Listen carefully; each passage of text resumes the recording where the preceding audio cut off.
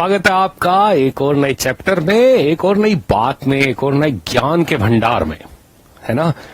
स्वागत है आपका एक नए चैप्टर में जिसका नाम है बिजनेस एथिक्स, जिसे जानने समझने और लिखने के बाद इंस्टीट्यूट आपकी थाली में 10 नंबर चुपचाप रख देता है।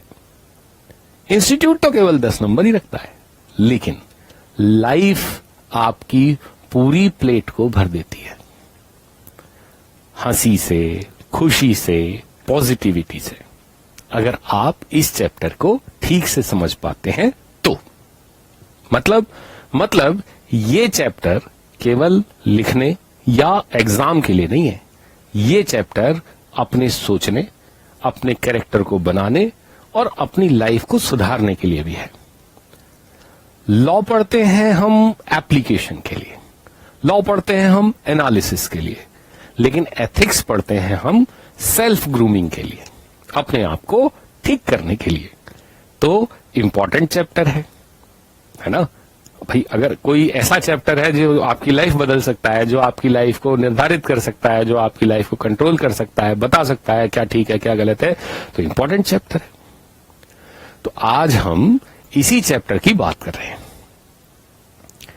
तो इससे पहले कि हम चैप्टर में चलें, इससे पहले कि हम चैप्टर की बात समझें, उससे पहले एक बात बता देता हूं। बिजनेस एथिक्स या एथिक्स नाम का जो चैप्टर है आपका, ये बेसिकली सही गलत, अच्छा बुरा, उचित अनुचित, शुभ अशुभ, इन सब चीजों के बीच में से निकालता हुआ आपको लेकर जाएगा और आपको सिखाएगा क्या करना चाहिए, क्या नहीं करना चाहिए, और एज अ प्रोफेशनल आपको कैसे सोचना और क्या बनना चाहिए। तो welcome to this topic of 10 marks, that is business ethics. चलो शुरू करते हैं। तो नोट्स में देखते हैं क्या कह रहा है। आपके नोट्स आपसे कह रहे हैं the term ethics is derived from Latin word ethos which means character. यानी एथिक्स का मतलब क्या है? एथिक्स का मतलब है कैरेक्टर। कैरेक्टर का मतलब चरित्र। अब सवाल ये उठता है कि चरित्र क्या है? मतलब मैं हूं तो मैं क्या कहूं, मैं एक कैरेक्टर कैसा हूं, है ना, या मेरा कैरेक्टर कैसा है। तो उसको समझने के लिए हमको चलना पड़ेगा स्लाइड में। चलिए जी, साइड में नहीं, स्लाइड में। हाँ, चलना नहीं है कहीं भी, यहीं रहना है। देखिए क्या है एथिक्स को बनाने के लिए। हमने पढ़ लिया एथिक्स का मतलब क्या, कैरेक्टर। कहां से आया? एक लैटिन वर्ड से आया, उसका नाम है इथोस। लेकिन कैरेक्टर बना कैसे? कैरेक्टर क्या होता है, कैसे बनता है, उसे समझना है तो थोड़ी पीछे जाना पड़ेगा। पीछे कितनी? एटीट्यूड पर। बात शुरू होती है एटीट्यूड से कि आपका लाइफ के प्रति रवैया क्या है। एटीट्यूड मतलब क्या? रवैया। किसी भी इवेंट को कैसे रिस्पॉन्ड करते हैं आप। रास्ते में कोई गिर पड़ा, है ना, लेटस से, स्कूटी से, बाइक से, या साइकिल से, या चलते हुए, तो क्या करते हैं आप? हंसते हैं, गिर गया, अंधा है ना, या आप उसकी मदद के लिए दौड़ते हैं, या आप कुछ नहीं करते, खड़े रहते हैं, वो हमें का मतलब है ना, या लड़की गिरती है तो दौड़कर जाकर उठाते हैं, लड़का गिरता है, अंधा है साला, देख के नहीं चल रहा। This is called your attitude. ये होता है आपका रवैया, है ना। लेजी हो सकते हैं, एक्टिव हो सकते हैं, प्रोएक्टिव हो सकते हैं, थॉटफुल हो सकते हैं। ये सब आपके रवैये हैं, ये सब आपके एटीट्यूड है। और एटीट्यूड आपके अंदर इनकलकेट करती है हैबिट्स को। क्या बनाती है? आपकी हैबिट्स बनाती है ना। इस हैबिट में कोई बहुत ज्यादा देर से उठ सकता है, कोई बहुत जल्दी उठ सकता है, कोई ज्यादा एक्टिव हो सकता है, कोई ज्यादा स्पोर्टी हो सकता है। एटीट्यूड आपको आलसी भी बना सकता है, आपकी हैबिट बन जाती है आलसी होने की, है ना। और एटीट्यूड से बना हैबिट। हमने क्या सीखा? एटीट्यूड यानी आपके रवैये से आपकी आदतें बनती हैं, और आदतों से बनता है कैरेक्टर, आपका कैरेक्टर, है ना। जो आदमी लेजी है, देर से उठेगा, उसका कैरेक्टर कैसा बनेगा? लेजी कैरेक्टर बनेगा। देर से सोचेगा, देर से रिस्पॉन्ड करेगा, देर से बोलेगा, देर से सोचेगा, देर से कहेगा, देर से सुनेगा, सब कुछ हर चीज में देर करेगा। ठीक, तो ये बात हमारी समझ में आती है कि एटीट्यूड से बनती है हैबिट, हैबिट से बनता है कैरेक्टर। ठीक जी, तो एटीट्यूड से हैबिट, हैबिट से कैरेक्टर, और कैरेक्टर यानी जो आप हैं वो बहुत लंबे समय तक वैसे रहते हैं, और उनसे बनती है आपकी वैल्यूज, यानी कि जीवन में आपके जो जीवन मूल्य हैं, आपके जो बिलीव्स हैं, है ना। लेट अस से कि किसी का एटीट्यूड है कि हर बात में वो भगवान को याद करता है, सुबह सुबह जल्दी उठकर मंदिर जाना उसकी आदत है, तो वो कैसा कैरेक्टर बनेगा? धार्मिक। ठीक, तो बड़ी सीधी सी बात है, उसकी वैल्यूज, उसका बिलीफ ये होगा कि गॉड एग्जिस्ट करता है, यही होगा ना, क्योंकि उसने इसी तरह का एटीट्यूड रखा, उसी तरह की हैबिट्स रखी, उसी तरह का उसका कैरेक्टर बना, तो जैसा उसका कैरेक्टर बना वैसी उसकी वैल्यूज होंगी। अब इन वैल्यूज में हम अपने लाइफ का पाथ ढूंढते हैं। जैसे मैंने अभी क्या बताया कि कोई व्यक्ति मानता है कि गॉड एग्जिस्ट करता है, कोई व्यक्ति मानता है कि गॉड एग्जिस्ट नहीं करता है, तो उनके निर्णय लेने के तरीके अलग अलग होंगे, उनके व्यवहार अलग अलग होंगे कि नहीं होंगे? बिल्कुल होंगे। तो नोट्स में जो हमने पढ़ा वो एक बार यहां दोबारा देख लेते हैं। The term ethics is derived from Latin word ethos which means character, है ना।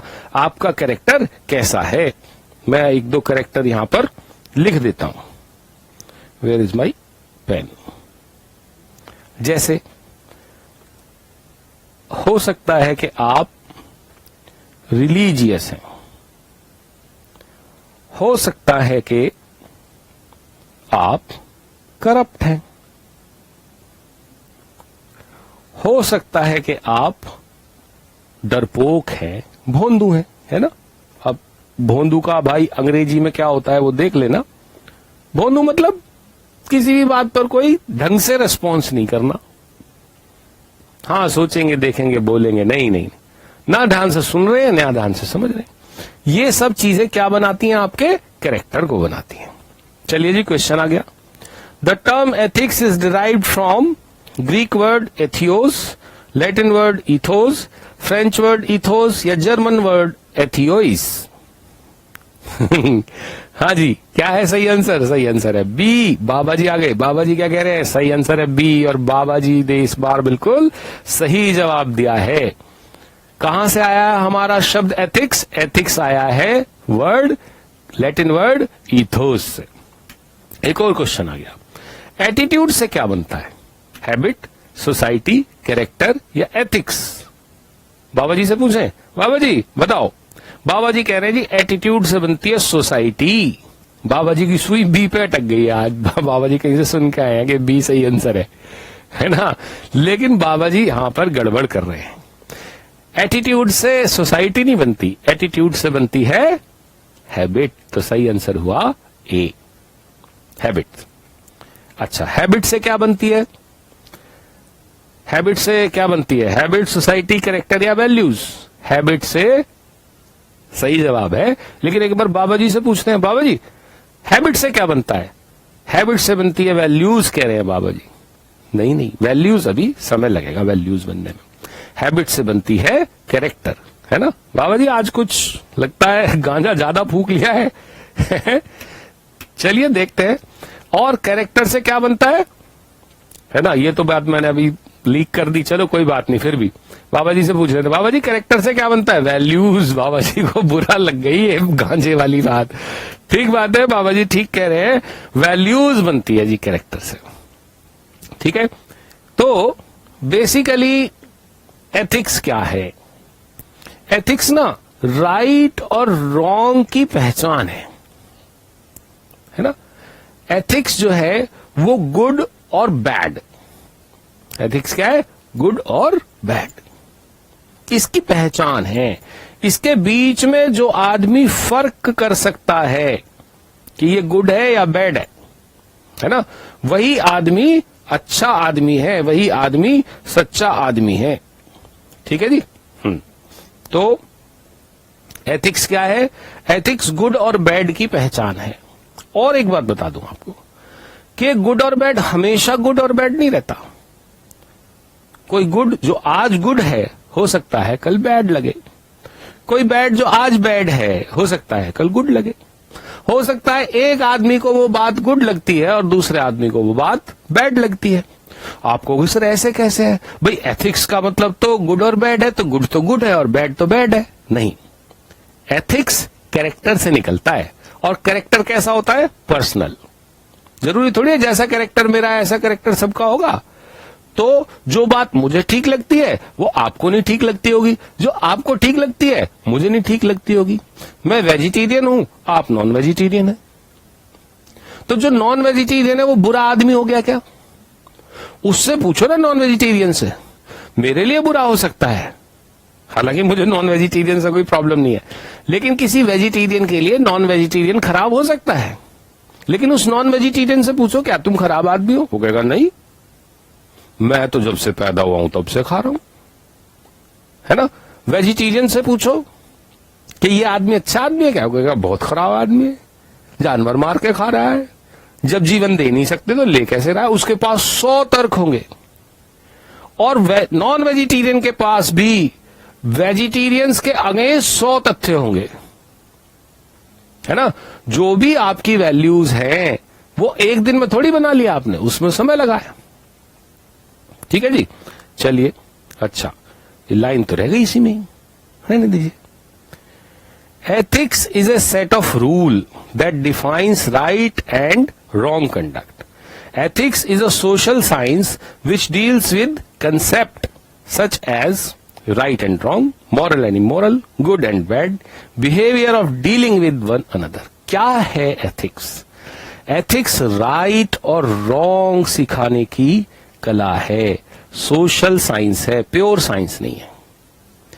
गुड और बैड बिहेवियर है, क्या बिहेवियर गुड है क्या बिहेवियर बैड है आपको नहीं सिखाया आपके मम्मी पापा ने। घर में कोई मेहमान आता है तो क्या करना?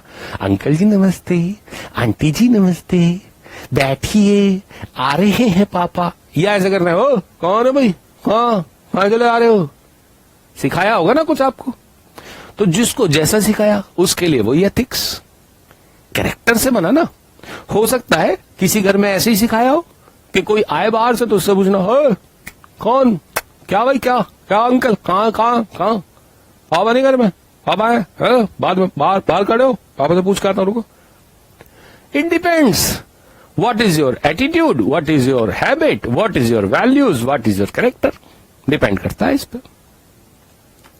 तो यहां पर कहा है ethics is a set of rule that defines right and wrong conduct. Ethics is a social science, it is not a pure science, है ना। प्योर साइंस तो क्या होती है? प्योर साइंस तो फाइनल होती है हर चीज के बारे में कि भैया 2+2 4 ही आएगा, तुम करोगे तो भी, मैं करूंगा तो भी। लेकिन एथिक्स में ऐसा नहीं है। एथिक्स क्या है? ये कह रहा है किससे डील करता है एथिक्स? राइट एंड रॉन्ग से, मॉरल और इमोरल से, गुड और बैड बिहेवियर से। ठीक, एथिक्स जो है वो पूरी सोसाइटी के लिए एक नहीं हो सकता। Ethics are set of moral principle that guide person's behaviour. एक व्यक्ति को कैसे अपने आप को कंडक्ट में लाना है, एक व्यक्ति को क्या करना चाहिए क्या नहीं करना चाहिए, वो कैसे सीख रहा है। वो परिवार से सीख रहा है, सोसाइटी से सीख रहा है, मित्रों से सीख रहा है, टीचर्स से सीख रहा है, टीवी से सीख रहा है, कई जगह से सीख रहा है। लेकिन वही उसी घर में रहने वाला दूसरा व्यक्ति भी वैसा ही बने ये जरूरी नहीं है। एक घर में 2 बच्चे हैं, दोनों को एक जैसी परवरिश मिल रही है, फिर भी एक तरीके से सोच रहा है, दूसरा दूसरे तरीके से सोच रहा है। क्यों? क्योंकि सोच, सही और गलत की सोच पर्सनल होती है। जो चीज मुझे ठीक लग रही है वो आपको गलत लग रही होगी, जो आपको गलत लग रही है वो मुझे सही लग सकती है। ठीक, चलिए वापस स्लाइड में क्या कह रहा है। Ethics are set of moral principle that guides personal behaviour. एक आदमी जो नॉन वेजिटेरियन है वो नॉन वेजिटेरियन होने के पक्ष में 70 दलीलें दे सकता है। एक आदमी जो वेजिटेरियन है वो वेजिटेरियन रहने के पक्ष में और नॉन वेजिटेरियन नहीं होने के पक्ष में 100 दलीलें दे सकता है। एक आदमी जो ईश्वर में विश्वास करता है वो 1000 एग्जाम्पल दे सकता है कि ईश्वर होता है। एक आदमी जो भगवान में विश्वास नहीं करता है वो 2000 एग्जाम्पल दे सकता है कि ईश्वर नहीं होता है। It depends on your personal behaviour. This serve as compass to direct how people should behave. अलग अलग सिचुएशन में कोई व्यक्ति कैसे बिहेव करेगा, है ना। कुछ लोग होते हैं जो होली पर कुत्तों को, बाहर घूम रही गाय को और बाकी जानवरों को रंग लगा देते हैं। क्या फायदा है? कोई फायदा नहीं है, लेकिन ये उनके बिहेवियर में है। बहुत सारे लड़के देखे होंगे आपने, दिवाली आई स्कूल में बम लेके जाएंगे, क्लास में या टॉयलेट में कहीं ना कहीं बम जरूर फोड़ेंगे। क्यों? उनका पर्सनल बिहेवियर ऐसा है, उनका कंडक्ट ऐसा है, उनको ये ठीक लगता है ना। So understand and fulfil their obligation to society. Ethics आपको क्या सिखाता है कि आपका समाज के प्रति क्या कर्तव्य है। ठीक है ना, आपका समाज के प्रति कोई कर्तव्य है क्या? है तो क्या है? ठीक है, लोगों की मदद करना, भूखे लोगों की मदद करना, गरीब लोगों की मदद करना, बीमारों की मदद करना। मेरे ख्याल से इनमें कोई भी ऐसी चीज नहीं है जो किसी को भी बुरी लगे। कोई भूखा आदमी है उसे खाना खिलाना, कौन कह देगा ये बुरी बात है? बीमार आदमी की सेवा करना, कौन कह देगा ये बुरी बात है? सब अच्छी भी कहेंगे, सभी लोग अच्छी कहेंगे। तो ये अच्छा बुरा कहां से सीखा आपने? एथिक्स से सीखा, आस पड़ोस से सीखा, एटीट्यूड ने सिखाया, हैबिट ने सिखाया, उससे वैल्यूज बनी कि नहीं कोई आदमी भूखा है ना। आपकी वैल्यूज ऐसी हैं, आपकी हैबिट ऐसी है, क्योंकि कोई भूखा आदमी देखा नहीं जाता यार, है ना। उसे अपना टिफिन निकाल के दे देते हैं। कैरेक्टर द्रवित हो जाता है बहुत जल्दी, इमोशनल हो जाता है किसी भूखे को देखकर, इमोशनल हो जाता है किसी गरीब को देखकर, इमोशनल हो जाता है किसी बीमार को देखकर, तुरंत लेकर डॉक्टर की तरफ दौड़ता है। कैरेक्टर है उसका। हो सकता है आपको ये बैड लगे लेकिन उसको ये गुड लग रहा है। समझ रहे हैं ना आप मेरी बात? क्या एथिक्स का मतलब क्या? तो अभी तक हमने ये समझा कि एथिक्स क्या होता है ना। एथिक्स हमारे गुड और बैड कंडक्ट को गवर्न करने का एक सोशल साइंस है। कौन व्यक्ति किस पर्टिकुलर सिचुएशन में कैसे बिहेव करेगा, उसकी सोशल साइंस है एथिक्स। और हमारे टॉपिक का नाम क्या है? हमारे टॉपिक का नाम है बिजनेस एथिक्स। तो बिजनेस एथिक्स क्या होता है जी? बिजनेस एथिक्स बिल्कुल सामान्य तौर पर आप समझ सकते हैं, जो व्यक्ति जैसा है जब वो बिजनेस करेगा तो जैसा वो नॉर्मली अपने लिए सोचता है ऐसा ही कंडक्ट वो बिजनेस में भी करेगा। मान लो कोई आदमी है ही मिलावटी, है ही मिलावटखोर, तो जब वो कभी बिजनेस शुरू करेगा तो कैसे प्रोडक्ट बनाएगा? मिलावटी। कोई बहुत हाई क्वालिटी प्रोड्यूस करने वाला आदमी है, तो जब भी कभी वो बिजनेस करेगा तो कैसे प्रोडक्ट बनाएगा? हाई क्वालिटी प्रोडक्ट बनाएगा। चलिए देखते हैं एग्जांपल। ये कह रहा है एक साहब है, वो कुछ एथिकल वैल्यूज हैं उनकी। क्या? नंबर 1, एक तो केयरिंग बहुत है, जैसे हमने अभी देखा, गरीबों की केयर करता है, बीमारों की केयर करता है। दूसरा, वो पंक्चुअल बहुत है। तो आगे चलकर जब कभी ये आदमी कोई बिजनेस शुरू करेगा, है ना, तो बड़ी सीधी सी बात है, एक तो वो अपने एम्प्लॉइज के प्रति रेस्पेक्ट शो करेगा, है ना, केयर शो करेगा। ये CARE केयर है आगे। और अपने एम्प्लॉय से क्या एक्सपेक्ट करेगा कि वो टाइम के पंक्चुअल हो। क्यों? क्योंकि वो खुद ऐसा है, उसके खुद के एथिक्स ऐसे हैं। तो बिजनेस एथिक्स क्या है? बिजनेस एथिक्स आपके पर्सनल एथिक्स का रिफ्लेक्शन है आपके बिजनेस पे।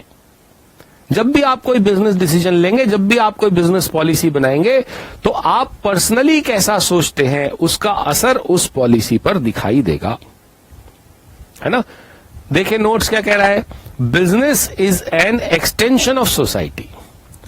भाई बिना सोसाइटी के कोई बिजनेस नहीं चल सकता, और जिस सोसाइटी में आप रहते हैं उस सोसाइटी के सोशल वैल्यूज को इग्नोर करके तो बिल्कुल नहीं चल सकता।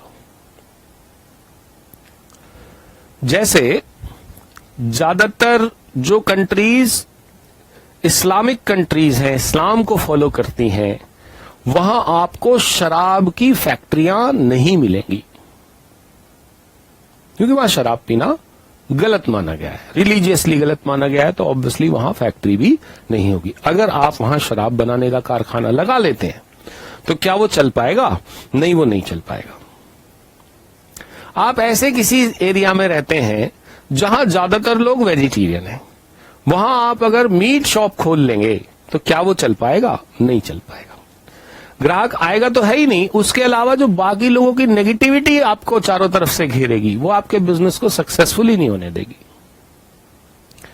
तो ये कह रहा है कि जो इंडिविजुअल वैल्यूज हैं वो धीरे धीरे परकुलेट हो जाती हैं सोसाइटी में और बन जाती हैं सोशल वैल्यूज, है ना। देखो सीधी सी बात है, कोई आदमी अगर वेजिटेरियन है तो कहां रहना पसंद करेगा? जहां बाकी लोग भी वेजिटेरियन रहते हो। एक की वैल्यू, दो लोगों की भी वैसी वैल्यू, तीन लोगों की वैसी वैल्यू, ज्यादातर लोगों की वैसी वैल्यू, तो वो सोसाइटी कैसी बन जाएगी? वेजिटेरियन। एक आदमी मंदिर जाता है, दूसरा भी जाता है, तीसरा भी जाता है, तो कैसी बन जाएगी सोसाइटी? रिलीजियस।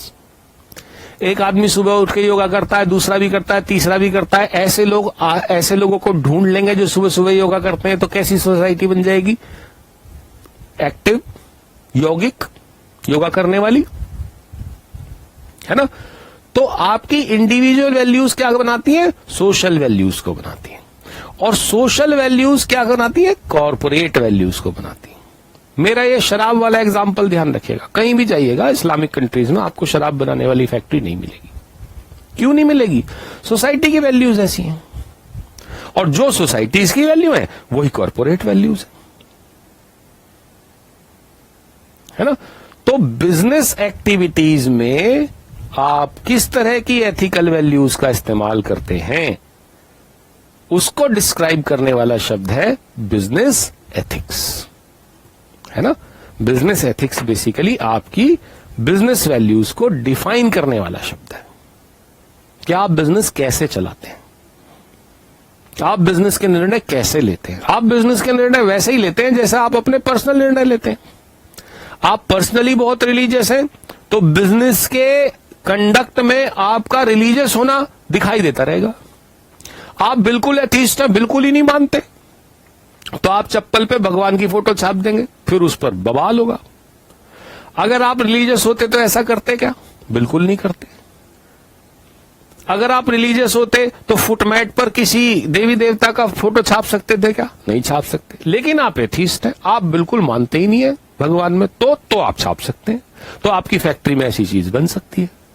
तो आपकी फैक्ट्री में क्या चीज बन रही है, क्या चीज नहीं बन रही है, क्या बनेगी क्या नहीं बनेगी, ये आपकी पर्सनल वैल्यूज पर निर्भर करता है ना।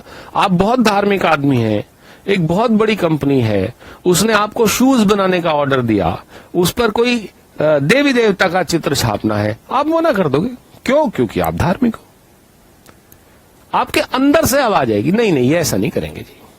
हो सकता है आप ये भी कहो और मैं ऐसा करने भी नहीं दूंगा, मैं सारे शू मेकर्स को बोल दूंगा भाई कोई ये मत बनाना, नहीं तो कल को बवाल हो जाएगा, कोर्ट कचहरी हो जाएगी। ये क्या है? आपकी हैबिट, प्रोएक्टिवनेस, है ना। तो जो आपके पर्सनल एथिक्स हैं वो बिजनेस के जजमेंट्स में, बिजनेस के डिसीजंस में दिखाई देते हैं। इन्हीं को हम बिजनेस एथिक्स कहते हैं। ठीक है जी, चलिए आगे बढ़ते हैं। ठीक है स्टूडेंट्स, तो हम नेक्स्ट टॉपिक पर चलते हैं एथिक्स के, है ना। हमने बिजनेस एथिक्स पढ़ लिया, पर्सनल एथिक्स पढ़ लिया, आगे चलते हैं। अच्छा, एक क्वेश्चन है बिजनेस एथिक्स पर। Business ethics is nothing but social moral, non application of ethics, percolation of individual ethics या कैरेक्टर। हमने अभी थोड़ी देर पहले पढ़ा कि जैसा व्यक्ति खुद होता है, जैसे उसके पर्सनल एथिक्स होते हैं, उन्हीं को वो बिजनेस पर अप्लाई करता है। बाबा जी कह रहे हैं डी यानी कैरेक्टर नहीं, डी यानी कैरेक्टर तो इथोस है। बिजनेस एथिक्स क्या है? Percolation of individual ethics to the business. तो हम ये कह सकते हैं अभी तक जो हमने पढ़ा उसके आधार पर कि एथिक्स जो है उनको हम 3 हिस्सों में बांट सकते हैं। एक तो पर्सनल एथिक्स यानी जो हमारा निजी कैरेक्टर है, जो हमारी निजी हैबिट्स हैं, जो हमारा निजी ईथो है, पर्सनल ईथो है, वो तो हो गया पर्सनल एथिक्स। अब हम उस पर्सनल एथिक्स को अपने बिजनेस के डिसीजंस पर कैसे अप्लाई करते हैं, वो हो गया बिजनेस एथिक्स। एक तीसरी चीज है प्रोफेशनल एथिक्स, यानी हम जब प्रोफेशनल बन गए, सीएमए बन गए, तब हमारे एथिक्स क्या होने चाहिए। तब हम कब कह सकते हैं कि हम बहुत एथिकल प्रोफेशनल हैं। हम कैसे एक एथिकल प्रोफेशनल बन सकते हैं, तो उसके लिए 3 चीजें ध्यान रखिएगा स्टूडेंट्स। पहला, हमारा जो कर्तव्य है वो अपने क्लाइंट को बेस्ट सर्विस देना है ना। हम किस लिए पढ़ रहे हैं? हम इसलिए पढ़ रहे हैं कि जब हमसे कोई सवाल पूछा जाए, जब हमारा क्लाइंट कहीं अटक जाए, जब हमारे क्लाइंट को कोई रास्ता नहीं दिखाई दे रहा है, जब हमारा क्लाइंट को सामने अंधेरा दिखाई दे रहा है और वो हमारी शरण में आया, हमारे पास आया है, हमसे सवाल पूछता है, तो हम उसको बेस्ट आंसर दें। ये हमारी पहली जिम्मेदारी है। किसको सर्व करना? अपने क्लाइंट को सर्व करना। दूसरी बात, ऑनेस्टी और इंटीग्रिटी से, ईमानदारी से और सत्यनिष्ठा से इतनी केयर नहीं करनी कि एम्प्लॉय जो क्लाइंट है वो कह रहा है ठीक है जरा इस रिपोर्ट को बदल दो, जरा इसमें थोड़ा सा अनएथिकल हो जाओ, तो आपको हाँ सर ने तो कहा था जी जो कुछ करना है क्लाइंट के लिए करना है, हम तो पैदा ही क्लाइंट के लिए हुए, तो क्लाइंट जैसा कह रहा है वैसा कर दो, क्लाइंट तो भगवान है। नहीं जी, नो, ऐसा नहीं कह रहा हूं मैं क्या कह रहा हूं, आपको जो पढ़ाया गया है, आपको जो सिखाया गया है, आपको जो समझाया गया है, उसकी एप्लीकेशन करनी है क्लाइंट के फायदे के लिए, लेकिन विद ऑनेस्टी एंड इंटीग्रिटी। ऐसा नहीं है कि क्लाइंट ने दिखाए नोट तो बदल गए कि हाँ जी हाँ बदल देता हूं रिपोर्ट, ऐसा नहीं करना। और जो हमारा मंदिर है, जो हमारा भगवान है, यानी कि ICMAI, उसने बनाए हैं प्रोफेशनल एथिक्स, उसने बनाया है कोड ऑफ कंडक्ट, उसके तहत उसके अंदर रहते रहते क्लाइंट को सर्व करना है। तो क्लाइंट को सर्व करना तो है, यही हमारा प्रोफेशनल एथिक्स है, लेकिन किसके साथ? ऑनेस्टी और इंटीग्रिटी के साथ, और अपनी प्रोफेशनल बॉडी के बनाए हुए कोड ऑफ कंडक्ट के तहत रहते हुए। ठीक है जी, बात समझ में आ गई होगी मेरे ख्याल से। ओके, टनाटन आगे बढ़ते हैं। अब अगर हम, ये तो बात हो गई निजी एथिक्स, प्रोफेशनल एथिक्स और बिजनेस एथिक्स की। अब अगर हम ये कहें कि जी एथिक्स कितने प्रकार के होते हैं, क्या एथिक्स के कोई प्रकार भी होते हैं, कोई टाइप्स भी होते हैं, तो उस पर डिस्कशन जारी रहेगा। उससे पहले एक क्वेश्चन है, which of the following is not an ethics? Personal, business, professional या मैकेनिकल? ये तो साफ है। चलो बाबा जी तो डी पे अटके हुए, लेकिन डी इस बार बिल्कुल सही है, क्योंकि हमने पढ़ा है पर्सनल एथिक्स भी हो सकते हैं, बिजनेस एथिक्स भी हो सकते हैं और प्रोफेशनल एथिक्स भी होते हैं। मैकेनिकल एथिक्स नाम की कोई चीज नहीं होती। अब हम बात करते हैं टाइप्स की। ठीक है, टाइप्स ऑफ एथिक्स भी 3 तरह के होते हैं। पहला टाइप है मेटा एथिक्स। मेटा शब्द जो आया है वो मटेरियल से आया है। इसे हिंदी में तत्व मीमांसा कहते हैं। तत्व मीमांसा मतलब जो हमें दिखाई देता है, जो हमें महसूस होता है, उसके बारे में अपनी कॉशियस को सेटिस्फाई करना। ऐसे क्वेश्चंस जो कि है या नहीं है के बारे में होते हैं, ये चीज है या नहीं है। जैसे एक बहुत सिंपल सी बात है, बहुत सारे लोग पूछते हैं, आप भी समझते होंगे, भगवान है कि नहीं है ना। ये कैसा एथिक्स है? मेटा एथिक्स है ना। और हमने क्या पढ़ा है? Ethics are always personal. तो कुछ लोग मानेंगे हाँ भगवान होता है, कुछ लोग मानेंगे भगवान नहीं होता है। अच्छा, अब इसी में आगे चलती है बात, है और नहीं है में। भाई जिसने कहा नहीं है तो वो इस बात के प्रमाण दे के नहीं है, और जिसने कहा है वो इस बात के प्रमाण दे के है ना। तभी तो हम अपने आप को सेटिस्फाई करेंगे कि है कि नहीं है। हम जान रहे हैं, हम भाई हमारा कैरेक्टर कैसे बनेगा, जानने से ही तो कैरेक्टर बनेगा। भगवान है कि नहीं है, अच्छा है, चलो मान लो, हम उससे सेटिस्फाई हो गए। जो आदमी कह रहा है, उसने हमें इस तरह के एग्जाम्पल देगा, तो हम क्या पूछेंगे, अच्छा भगवान एक है कि कई है ना। तो जो कहेगा एक है वो एक है कि ढेर सारे मत देगा, एग्जाम्पल्स देगा, सेटिस्फाई करे। जो कहेगा नहीं कई है तो वो कईयों पे एग्जाम्पल देगा। फिर नई आपकी जिज्ञासा पैदा होगी। क्या जिज्ञासा पैदा होगी, अच्छा चलो एक है तो ये बताओ स्त्री है कि पुरुष है ना। तो इस तरह की जो बातें हैं, इस तरह के जो क्वेश्चंस हैं, उनका जवाब मिलता है मेटा एथिक्स में। आत्मा है कि नहीं है, ठीक है। तो ये होता है Meta ethics. Meta ethics basically इस चीज पर आधारित है, मेटा एथिक्स फैक्ट्स पर आधारित है या नहीं है वाले क्वेश्चंस पर आधारित है। इसमें हम बताते हैं कि क्या चीज है और क्या चीज नहीं है, ठीक है। और हर व्यक्ति अपने अपनी तरीके से इंटरप्रिटेशन करता है, उसमें आपको क्या मानना है क्या नहीं मानना है ये आपकी जिम्मेदारी है। फिर ये कोई जजमेंट पास नहीं करता है। मेटा एथिक्स ये नहीं कहता कि आप भगवान को मानते हो आप खराब हो। अगर मैं मानता हूं तो मैं भी ठीक हूं, नहीं मानता तो भी मैं ठीक हूं। वो ये नहीं कहता क्या होना चाहिए, यही सत्य, ये परम सत्य है जी, इसके आगे कोई गया तो वो अनएथिकल, इससे पीछे कोई रह गया तो वो अनएथिकल। नहीं, ऐसा नहीं।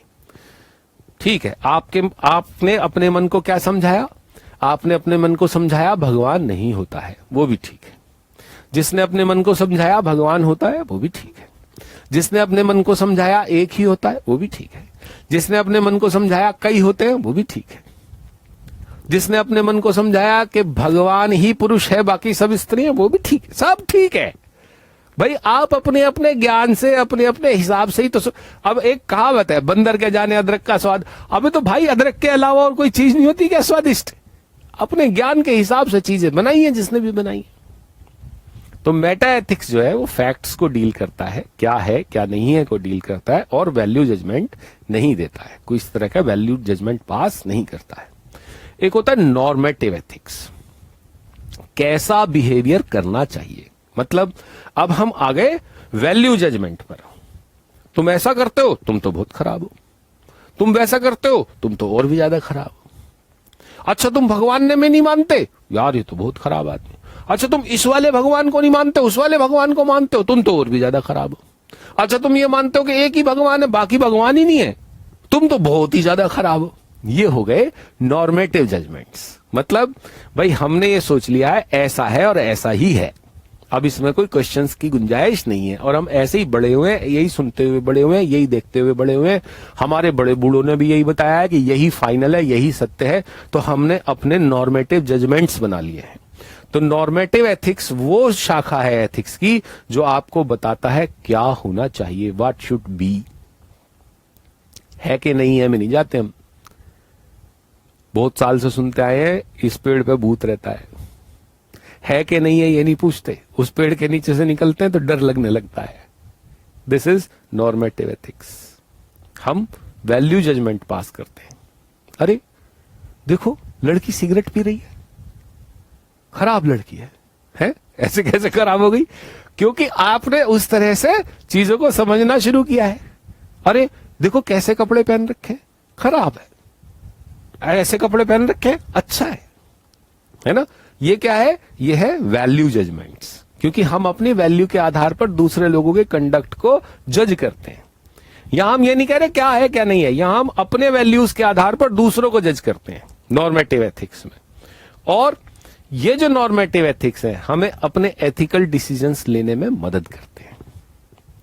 कैसे एथिकल डिसीजन लेने में मदद करते हैं, आपने भी देखा होगा कई बार, पापा पार्टी में जाना है, नहीं रात को पार्टी में नहीं जाना, पापा ने तुरंत वैल्यू जजमेंट पास कर दिया, है ना। ये उनके एथिकल जजमेंट को, उनके एथिकल डिसीजन को लेने के लिए ग्राउंड बना है कि अच्छे बच्चे रात को पार्टी नहीं करते। रात को पार्टी में बाहर नहीं जाते। ये उन्होंने अपने एथिकल ग्राउंड पे डिसीजन बनाया है, ये उनका वैल्यू जजमेंट है। पापा जी वो सत्यनारायण की कथा है दोस्त के घर, दोपहर 11 बजे से 2 बजे तक चला जाऊं। हाँ हाँ जाओ। अब वो 11 से 2 क्या कर रहा है, सत्यनारायण की कथा में जा रहा है, ओयो में जा रहा है, क्या पता है कहां जा रहा है। लेकिन क्या लग रहा है, हमने अपनी नॉर्मेटिव जजमेंट सेट कर रखी है, रात को बच्चों को पार्टी में नहीं जाने देना, ठीक है ना। और तीसरा आता है अप्लाइड एथिक्स, एथिक्स को अप्लाई करना। एक ही बात जो एक जगह सही है दूसरी जगह गलत है, that is called applied ethics. Normative judgement में तो क्या हो गया, हमने जजमेंट पास कर दिया दूसरे लोगों के लिए। अप्लाइड एथिक्स का मतलब है जैसे इंसान को मारना बुरी बात है, हत्या करना बुरी बात है, हत्या करना अपराध तो है ही, बुरी बात भी है। लेकिन एक आदमी जो बॉर्डर पर खड़ा है, सामने से दुश्मन चला आ रहा है, गोलियां बरसा रहा है, क्या करूं, ये सोचूं कि हत्या करना बुरी बात है, चलाऊंगा ना गोली, मारूंगा ना दुश्मन को, वो भी तो हत्या है। नहीं, यहां ये हत्या नहीं है ना। भगवान कृष्ण समझा रहे हैं अर्जुन को, अरे ये तेरा दादा दादी नहीं है, ये तेरा पोता पोती नहीं है, यहां नहीं है, रण क्षेत्र में नहीं है, वहां था, महल में था, यहां नहीं है। That is called applied ethics. Applied ethics में हम सिचुएशंस के हिसाब से एथिक्स को उल्टा पुल्टा करते रहते हैं, अदल बदल करते रहते हैं, और ये कभी स्टैटिक नहीं रहता, है ना। महात्मा गांधी ने भी एक गाय की जान बचाने के लिए झूठ बोल दिया था, जबकि उनका नॉर्मेटिव एथिक्स क्या था, सत्य ही बोलना है। जो आदमी सत्य नहीं बोलता वो अच्छा आदमी नहीं है। लेकिन एक कसाई से गाय को बचाने के लिए उन्होंने झूठ बोल दिया, बदल दिया अपना ethics, situational. And it is application of Meta ethics और नॉर्मेटिव एथिक्स। नॉर्मेटिव एथिक्स और मेटा एथिक्स का एप्लीकेशन है। मेटा एथिक्स और नॉर्मेटिव एथिक्स तो अपने लिए था, अब आप उसे समाज में अप्लाई कर रहे हो, डिफरेंट सिचुएशंस में अप्लाई कर रहे हो, that is called applied ethics. मेरे ख्याल से तीनों तरह के एथिक्स आपको समझ में आ गए होंगे, है ना। नेक्स्ट टॉपिक पर चलें, तो चलते हैं इसके क्वेश्चंस पर, देखते हैं क्वेश्चन आंसर क्या कह रहे हैं। पहला question, meta ethics deals with facts, emotions, what is good and bad, past value judgement. Baba ji क्या कह रहे हैं, ए। और वाह, आज तो बाबा जी का सही लगा निशाना, क्योंकि सही जवाब है A. Following is not a type of ethics, meta ethics, normative ethics, adaptive ethics, applied ethics. Baba ji से सी, ओ बाय गॉड, बाबा जी अगर सीएम में करने लगे तो पास हो जाएंगे। एडेप्टिव एथिक्स बिल्कुल सही ऑप्शन है, क्योंकि 3 तरह के एथिक्स होते हैं, मेटा एथिक्स, नॉर्मेटिव एथिक्स और अप्लाइड एथिक्स। अब स्टूडेंट पूछते हैं, स्टूडेंट कहते हैं, सवाल करते हैं, सर आपने कहा मेटा एथिक्स का मतलब है फैक्ट्स के बारे में जानना, फैक्ट्स के बारे में अपने आप को सेटिस्फाई करना, भगवान है कि नहीं है, भूत होते हैं कि नहीं होते, सत्य क्या है, आत्मा होती है कि नहीं होती। सर इससे क्या फर्क पड़ता है, जीवन में कोई असर पड़ता है इससे? हाँ, इससे बहुत असर पड़ता है। एथिक्स आपके जीवन में बहुत रोल प्ले करता है, आपको महसूस नहीं होता, क्योंकि आपने एथिक्स को मोरल्स से जोड़ा हुआ है।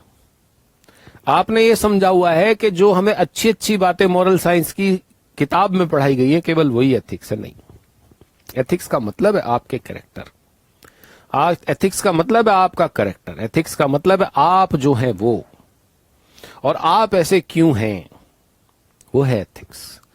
तो आपका ऐसा होना इंपॉर्टेंट नहीं है क्या? हाँ, बहुत इंपॉर्टेंट है। आप ऐसे बने हैं, ऐसे क्यों बने, इंपॉर्टेंट नहीं क्या? बहुत इंपॉर्टेंट है। और अच्छा, ये सब जानने से फायदा क्या होता है? सर सीधे सीधे बताओ, ये तो आपने वैल्यू जजमेंट पास कर दिया कि आप बहुत अच्छे हो। सुनो, एथिक्स का फायदा पता क्या है? अगर आपने एथिक्स को ठीक से समझा है तो एथिक्स आपको ना रैंडमनेस से बचाते हैं। रैंडमनेस का मतलब एक ऐसा व्यक्ति जिसका अगला कदम क्या होगा आप समझ ही नहीं पाते। अभी तो वो बहुत गाली दे रहा था हमें, अबे साले मंदिर जाने से कुछ नहीं होता है, कोई भगवान नहीं होता है, कोई किसी की मदद नहीं करता है, फलाना है, लोग जाते हैं वहां साला पागल बनाने के लिए, है ना, लूटने के लिए मंदिर खोल रखे हैं, कुछ नहीं है यार। अगले दिन देखा तो लेके झोला हाथ में और प्रसाद, जा रहे हैं मंदिर। तो आपको क्या लगेगा, अरे इसी की बात पे तो कल हमें मंदिर जाने से रुक गया और अब ये खुद ही मंदिर जा रहा है। वही आदमी जो कल तक बता रहा था, अरे शराब तो बहुत खराब चीज है, शराब तो पीनी ही नहीं चाहिए, मदिरा से दूर, वही जो है आज। तो ऐसा आदमी आपको पसंद आएगा क्या? नहीं। आपके एथिक्स ने आपको सिखाया ये, मैं मंदिर नहीं जाता, इस वजह से नहीं जाता और इस पर ही रहूंगा। नास्तिक हूं तो नास्तिक हूं, कोई बात नहीं। मैं नास्तिक बहुत सब सोच समझ के बना हूं। दूसरा व्यक्ति, नहीं मेरी मंदिर में आस्था है, मैं तो जाता हूं, जो नहीं जाता कोई बात नहीं, मैं इस वजह से आस्तिक बना हूं, मैं इस वजह से धार्मिक हूं, मैं इस वजह से रिलीजियस हूं, मैं तो जाऊंगा। तो जो आदमी नॉन रैंडम है ना, एक चीज पर चलता है, एक जैसा व्यवहार करता है, लोग उसे पसंद करते हैं, उस पर भरोसा करते हैं। तो एथिक्स आपको रैंडमनेस से बचाते हैं, पहली बात। दूसरा, आपके लाइफ गोल को सेट करने में मदद करते हैं। आपको क्या बनना है,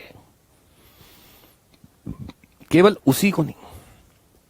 रात दिन टीवी पे देखते हैं, स्मगलर कितना अमीर है, मर्डरर कितना अमीर है, चोर कितना अमीर है, फ्रॉड करने वाला कितना अमीर है, लेकिन फिर भी आपके अंदर जो आपके माता पिता ने ज्ञान भर दिया है, वो आपको ऑनलाइन फ्रॉड करने से रोकता है, चोर बनने से रोकता है, स्मगलर बनने से रोकता है, मर्डरर बनने से रोकता है। आपके लाइफ गोल को सेट करते हैं एथिक्स, इधर उधर जाने से रोकते हैं आपको। एंड जो आदमी रैंडम नहीं है, जिसका लाइफ गोल सेट है, वो तो हैप्पी रहेगा ही रहेगा। उसको पता है जिंदगी में क्या करना है, कैसे करना है, लोग उसे पसंद करते हैं, और हैप्पीनेस के लिए क्या चाहिए। ठीक है ना? ये भी बात सही है कि हर आदमी अलग तरीके से सोचता है, ये बात बिल्कुल सही है। और एथिक्स हमें यही समझाते हैं कि आप अपनी सोच किसी दूसरे पर थोपो मत। हां, आप जैसा सोचते हो वैसा अगर कोई पूछ रहा है तो बताओ, लेकिन उसके पीछे डंडा लेकर नहीं पड़ना है कि जैसा मैं सोचता हूं वैसा ही सब लोग सोचें। नहीं, अनेकता में एकता रखो। अनेक विचार तो रहेंगे, अनेक विचार नहीं रहेंगे तो एथिक्स का स्टडी खत्म हो जाएगा। And guide in emergency, guide in emergency, emergency में आपको गाइड करता है क्या? Applied ethics. अब ऐसा हो गया, अब क्या करें? मैं वही तो आपको बता रहा था अभी, है ना? महात्मा गांधी तो कभी झूठ नहीं बोलते थे, लेकिन उन्होंने गाय को बचाने के लिए झूठ बोला, इमरजेंसी थी वो। तो क्या चीज, मेटा एथिक्स तो बताता है इमरजेंसी क्या है, और अप्लाइड एथिक्स बताता है कि इमरजेंसी में एथिक्स को कैसे अप्लाई करना। यही तो एथिक्स की स्टडी है, और क्या है। तो एथिक्स आपको पल पल गाइड करता है, नॉर्मल वे में भी गाइड करता है, जीवन का गोल सेट करने में भी गाइड करता है, और इमरजेंसी में भी गाइड करता है। इतना इंपॉर्टेंट है एथिक्स आपके लिए। ठीक है? चलिए जी, तो यहां तक आ गए हम, काफी कुछ कवर कर लिया हमने मेटा एथिक्स, ये इंपॉर्टेंस भी कवर कर लिया हमने। अब हम आते हैं nature and relevance to the business. चलो जी, हमने अपने लिए तो समझ लिया कि एथिक्स का इंपॉर्टेंस क्या है, बिजनेस के लिए एथिक्स का इंपॉर्टेंस क्या है, वो भी समझ लेते हैं। सबसे पहली बात, अगर आपको लॉन्ग टर्म सक्सेस चाहिए बिजनेस की, लोग आप पर भरोसा कब करेंगे? लोग आप पर भरोसा तब करेंगे जब आप अपने बिजनेस को एथिकली चलाएंगे। वही कस्टमर लौट लौट कर आएगा, लंबे समय तक आपसे माल खरीदेगा, आपकी लॉन्ग टर्म सक्सेस एश्योर करेगा। दूसरी बात, एम्प्लॉय जो होता है ना, वो फॉलोअर होता है। वो अपने से ऊपर वाले लोगों को फॉलो करता है, अपने मैनेजर को फॉलो करता है, मैनेजर जनरल मैनेजर को फॉलो करता है, जनरल मैनेजर डायरेक्टर को फॉलो करता है। नीचे वाला आदमी ऊपर वाले आदमी को फॉलो करता है। ऊपर वाला आदमी अगर अनएथिकल है तो नीचे वाला आदमी भी अनएथिकल हो जाएगा, लीडिंग बाय एग्जाम्पल, है ना? अगर एक सामान्य कर्मचारी ने, एक अकाउंटेंट ने चीफ अकाउंटेंट को चोरी करते हुए देखा तो उसे क्या लगेगा? चोरी सामान्य है, मेरा बॉस भी करता है, जिसे मैं फॉलो करता हूं वो भी करता है, मैं भी करूं, है ना? आपने देखा होगा सोशल मीडिया पर आजकल इस बात की बड़ी भर्त्सना होती है, बहुत लोग विरोध करते हैं इस बात का कि बड़े स्टार्स को गुटखा, पान मसाला, शराब, बीड़ी का ऐड नहीं करना चाहिए। क्यों? क्योंकि लोग उन्हें फॉलो करते हैं। आपके बिजनेस में आपके जो एम्प्लॉइज हैं वो आपको फॉलो करेंगे। आप बिजनेस में गलत निर्णय लेंगे तो एम्प्लॉय ऑटोमेटिकली गलत निर्णय लेना सीखता चला जाएगा आपसे ही, जैसे बच्चे सीखते हैं मां बाप से। ठीक है? तो अपने बिजनेस में एथिकल रहना इसलिए जरूरी है क्योंकि आपके एम्प्लॉइज आपसे सीखते हैं।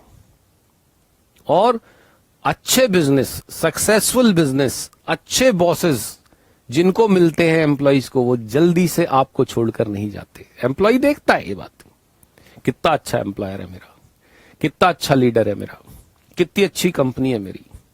हमने भी कई बार अपने बॉस को बोला कि सर सारी कंपनियां जो सरसों का तेल बनाती हैं वो तो सब मिलावट करती है, थोड़ा कर लो। हमारे बॉस ने कहा नहीं। तो हमें क्या लगता है? हमें ये लगता है कि नहीं, हम अच्छी जगह काम करते हैं, और जो आदमी अच्छी जगह काम करता है वो उसे जल्दी से छोड़कर नहीं जाता। इन सब चीजों से ही लॉन्ग टर्म प्रॉफिटेबिलिटी बिजनेस की एश्योर होती है। क्यों जी? होती है कि नहीं होती है? और भी फायदे हैं, और भी रेलिवेंस है। क्या रेलिवेंस है? इन्वेस्टर का फेथ, कस्टमर का फेथ, एम्प्लॉय का फेथ, सबका फेथ बनता है जी। जो एथिकल बिजनेस है, इन्वेस्टर क्यों आप पे भरोसा करेगा? इसलिए करेगा क्योंकि आप कोई ऐसा डिसीजन नहीं लेते जो आपके शेयर होल्डर्स के खिलाफ जाता हो। आप कोई ऐसा डिसीजन नहीं लेते जो आपके डिवेंचर होल्डर्स के खिलाफ जाता हो। आप हमेशा अपने शेयर होल्डर्स, डिवेंचर होल्डर्स के बेनिफिट में सोचते हैं। इन्वेस्टर को और क्या चाहिए? ऐसी कंपनी तो चाहिए। और इन सब चीजों से अच्छा एम्प्लॉय, है ना, लॉन्ग रन सक्सेस, अच्छे इन्वेस्टर जो हम में विश्वास करते हैं, ऐसी चीजें अगर किसी को मिलती हैं तो उस कंपनी की इमेज बनती है। लेकिन इमेज पता है कैसी चीज है? जो बनने में शायद टाइम लगाए, खत्म होने में चुटकी लगाती है। इसलिए ध्यान से समझिए, इतना रेलिवेंट है एथिक्स कि आपकी बनी हुई इमेज 1 सेकंड में धराशायी होगी, लेकिन अगर आप एथिकल रहेंगे तो इमेज रिटेन होगी। लंबे समय तक आपको पीछे धकेलने वाला कोई नहीं होगा, क्योंकि आपने मजबूत एथिक्स पर अपनी इमेज बनाई है। ऐसे ही लिपापोती करके कॉस्मेटिक इमेज नहीं बनाई है आपने। आपके एम्प्लॉइज आपके साथ हैं, आपके कस्टमर आपके साथ हैं, आपका इन्वेस्टर आपके साथ है। कौन डिगा सकता है आपको? इतने मजबूत कंसर्न को, इतने मजबूत कॉर्पोरेट को कौन हिला लेगा? कोई नहीं हिला सकता। तो जो एथिकल रहने वाली कंपनियां हैं, उनकी ना केवल इमेज बिल्डिंग होती है बल्कि इमेज रिटेंशन भी होती है। ठीक है जी, बहुत अच्छी बात है। अब नेक्स्ट टॉपिक है क्या? Value and attitude of professional accountants. हमारे ही बारे में बात कर रहा है, हमारे बारे में बात चल रही है जी कि कैसी वैल्यूज होनी चाहिए अकाउंटेंट की। कोई 500 का नोट दिखाए तो पलट जाए, ऐसी वैल्यूज होनी चाहिए? नहीं, ऐसी वैल्यूज नहीं होनी चाहिए। तो कैसी वैल्यूज होनी चाहिए जी अकाउंटेंट्स की? पहली बात, अकाउंटेंट को ये मालूम होना चाहिए, ये महसूस होना चाहिए कि मैं फर्स्ट लाइन ऑफ सिक्योरिटी हूं। मैंने गलत वाउचर बनाया, मैंने झूठा वाउचर बनाया, मैंने झूठा बिल डाला, या झूठे बिल डालने वाले के साथ पैसे मैंने एक्सचेंज कर लिए कि चल ठीक है 1000 रुपए का बिल तू डाल दे, 300 मुझे दे दियो, 700 तू रख लियो। अरे ऐसे 10 लोग मैंने इकट्ठे कर लिए। मैं फर्स्ट पॉइंट चेक हूं, मैं फर्स्ट पॉइंट ऑफ सिक्योरिटी हूं। मैं इस सिक्योरिटी को ब्रीच नहीं होने दूंगा, ये मेरी पहली वैल्यू है। दूसरा, मैं एक प्रॉब्लम सॉल्वर हूं, मैं प्रॉब्लम क्रिएटर नहीं हूं। प्रोफेशनल अकाउंटेंट के पास लोग क्यों जाते हैं? क्योंकि वो बाकी सब जगह से निराश हो चुके हैं, बाकी कहीं कोई जवाब मिल नहीं रहा है। सीएमए के पास क्यों आए हैं? कॉस्ट एंड मैनेजमेंट अकाउंट को ढूंढते हुए क्यों घूम रहे हैं? क्योंकि कॉस्ट हाथ से निकलती जा रही है, प्रॉफिट लगातार घटता जा रहा है, प्रोडक्शन में लगातार समस्याएं आ रही हैं। इस वजह से ढूंढ रहे हैं प्रोफेशनल अकाउंटेंट को। और अब मिल गया तो मेरी जिम्मेदारी क्या है? उसकी प्रॉब्लम को सॉल्व करना, उसके डिसीजन मेकिंग में हेल्प करना। आप तो कॉस्ट एंड मैनेजमेंट अकाउंटेंट हैं। मेक और बाय कौन हेल्प करता है इसमें? Cost and management accountant. Lease और परचेज कौन हेल्प करता है इसमें? Cost accountant. कैपिटल गियरिंग कौन हेल्प करता है? Cost accountant. ट्रांसपोर्टेशन प्रॉब्लम कौन हेल्प करता है? Cost accountant. तो हर तरह के डिसीजन मेकिंग में एक प्रोफेशनल अकाउंटेंट हेल्प करता है ना। आप ये सोचिए कि कितना इंपॉर्टेंट काम है आपके सिर पर। अगर आप अनएथिकल हो गए तो गया मामला सब खटाई में। तो क्या ऐसा करना चाहिए हमको? नहीं, बिल्कुल नहीं करना चाहिए। जो आदमी हमारे पास प्रॉब्लम लेकर आया है उसके लिए हम प्रॉब्लम सॉल्वर हैं, उसके डिसीजन मेकिंग में हम मदद करेंगे। और हम ये भी समझेंगे कि हम कॉस्ट मैनेजमेंट सिस्टम नहीं है, हम कॉस्ट मैनेजमेंट सिस्टम का हिस्सा है। हम तो एक पुर्जा है। हम ठीक चलेंगे तो पूरी मशीनरी ठीक चलेगी, हम ठीक चलेंगे तो पूरा सिस्टम ठीक चलेगा, हम ठीक चलेंगे तो पूरा इंस्टीट्यूट ठीक चलेगा, हम ठीक चलेंगे तो पूरी इकोनॉमी ठीक चलेगी। हम इस सिस्टम का हिस्सा हैं। ये बात हमको समझनी है, ये हमारा एटीट्यूड होना चाहिए। हम अगर बिगड़ गए तो सारी मशीन बिगड़ जाएगी, हम अगर बिगड़ गए तो सारा सिस्टम बिगड़ जाएगा। ये हमारा एटीट्यूड होना चाहिए। और हमें पता होना चाहिए कि केवल कॉस्ट को कंट्रोल करना ही हमारा काम नहीं है, हमारा काम बहुत लंबा है। केवल कॉस्ट कम कर दे ये नहीं, नहीं नहीं नहीं। ऑप्टिमम यूटिलाइजेशन ऑफ रिसोर्स भी हमारा ही काम है, डिसीजन मेकिंग भी हमारा ही काम है। हम केवल कॉस्ट रिकॉर्ड करने के लिए नहीं बैठे हैं, हम तो कॉस्ट को कंट्रोल करने के लिए बैठे हैं, कॉस्ट को मैनेज करने के लिए बैठे हैं, ऑर्गेनाइजेशन को सही रास्ते पर लाने के लिए बैठे हैं। ऐसा वैल्यू और ऐसा एटीट्यूड हमारे अंदर होना चाहिए। जिस दिन ऐसा वैल्यू और ऐसा एटीट्यूड हमारे अंदर आ जाएगा उस दिन हम ऑटोमेटिकली एथिकली होते चले जाएंगे। कोई नॉन एथिकल डिसीजन हम नहीं लेंगे। ठीक है जी। अब कह रहा है मैनेजमेंट अकाउंटेंट का रोल क्या है जी? मैनेजमेंट अकाउंटेंट का रोल तो प्रॉब्लम सॉल्वर का है, डिसीजन मेकर का है। हाँ वही तो देखते हैं जरा। 3 रोल गिनाए हैं इंस्टीट्यूट ने। पहला प्रॉब्लम सॉल्विंग, ट्रांसपोर्टेशन प्रॉब्लम है, कहां जाओ? मैनेजमेंट अकाउंटेंट के पास। बजटिंग की प्रॉब्लम है, जितना बजट बनाते हैं उससे पीछे रह जाते हैं, जितना बजट बनाते हैं उससे आगे निकल जाते हैं, कहां जाओ? मैनेजमेंट अकाउंटेंट के पास जाओ। साहब कितना प्रोडक्शन करेंगे तो नो प्रॉफिट नो लॉस पे आ जाएंगे, ये पूछना है, कहां जाओ? मैनेजमेंट अकाउंटेंट के पास जाओ। है ना। ये सारी की सारी प्रॉब्लम सॉल्विंग कौन कर रहा है? मैनेजमेंट अकाउंटिंग कर रहा है। साथ में स्कोर कीपिंग भी कर रहा है, रिकॉर्ड कीपिंग तो है ही। मैंने अभी क्या कहा पिछली स्लाइड में कि सिर्फ कॉस्ट कंट्रोल करना ही काम नहीं है, रिकॉर्ड कीपिंग भी तो काम है ना। एक जो सिंपल अकाउंटेंट होता है वो कहां से शुरू करता है? बुक कीपिंग से, और आगे कहां तक पहुंचता है? बैलेंस शीट फाइनलाइजेशन पे। हमारा काम कॉस्ट रिकॉर्ड कीपिंग से शुरू हुआ, लेकिन हम प्रॉब्लम सॉल्विंग और डिसीजन मेकिंग तक पहुंच रहे हैं। ये हमारा रोल है बिजनेस के लिए। जब हम अपने रोल को समझ जाएंगे तो हम अपने स्कोप को समझ जाएंगे, हम अपने स्कोप को समझ जाएंगे तो हमारा वैल्यू और एटीट्यूड ऑटोमेटिकली डेवलप हो जाएगा। तीसरी बात क्या कह रहा है जी? Attention directing. वो पढ़ा है ना स्टैंडर्ड कॉस्टिंग? नहीं पढ़ा है तो पढ़ेंगे कि साहब इस स्टैंडर्ड से ऊपर अगर आपका खर्चा गया तो इसका मतलब कुछ गड़बड़ है। और स्टैंडर्ड कॉस्टिंग में हमें पढ़ाया जाता है कि साहब इतना डाइवर्जन है, इतना डेविएशन है, इस डेविएशन को कंट्रोल कैसे करेंगे? ये जो मैनेजमेंट अकाउंटेंट है ये स्टैंडर्ड कॉस्टिंग के थ्रू, मार्जिनल कॉस्टिंग के थ्रू, प्रोसेस कॉस्टिंग के थ्रू आपको रेगुलरली आपके डाइवर्जन्स की तरफ इशारा करता है। देखो स्टैंडर्ड क्या तय हुआ था? 100 यूनिट पर डेज, आज कितना प्रोडक्शन हुआ है? 90 यूनिट्स पर डे। डाइवर्जन है, ध्यान दो इस पर। Attention, pay attention toward this diversion. यही तो काम है मैनेजमेंट अकाउंटेंट का, डाइवर्जन की तरफ ध्यान दिलाना। अरे उधर कहां देख रहे हो, उधर मत देखो, इधर देखो, रे इधर देखो। यही तो काम है मैनेजमेंट अकाउंटेंट का। ठीक है जी। हाँ ये काम है मैनेजमेंट अकाउंटेंट का। और अब हम चलते हैं कहां? वैल्यू चेन में। काफी कुछ पढ़ लिया। पर्सनल एथिक्स क्या होते हैं, बिजनेस एथिक्स क्या होते हैं, प्रोफेशनल एथिक्स क्या होते हैं, कितनी तरह के एथिक्स होते हैं, एथिकल रहने से बिजनेस को क्या फायदा है, एथिकल रहने से प्रोफेशनल को क्या फायदा है, एक प्रोफेशनल अकाउंटेंट का वैल्यू कैसे होनी चाहिए, एटीट्यूड कैसे होना चाहिए, एक बिजनेस को एथिकल रहने से फायदा क्या क्या होता है, इंपॉर्टेंस क्या है एथिक्स का। कितना कुछ पढ़ लिया आपने। तैयारी करते हैं वैल्यू चेन में चलने की, लेकिन क्योंकि वीडियो काफी लंबी हो गई है तो आज के लिए हम यही विराम करते हैं। वैल्यू चेन और वैल्यू चेन में कॉस्ट अकाउंटेंट्स का क्या रोल है, उसको जानने के लिए हम नेक्स्ट वीडियो तक के लिए इंतजार करेंगे। अब आप अगर नेक्स्ट वीडियो देखेंगे तो बाकी जो एथिक्स का पार्ट बचा हुआ है वो अगली वीडियो में कवर हो जाएगा। तब तक के लिए thank you very much students and happy ethical journey.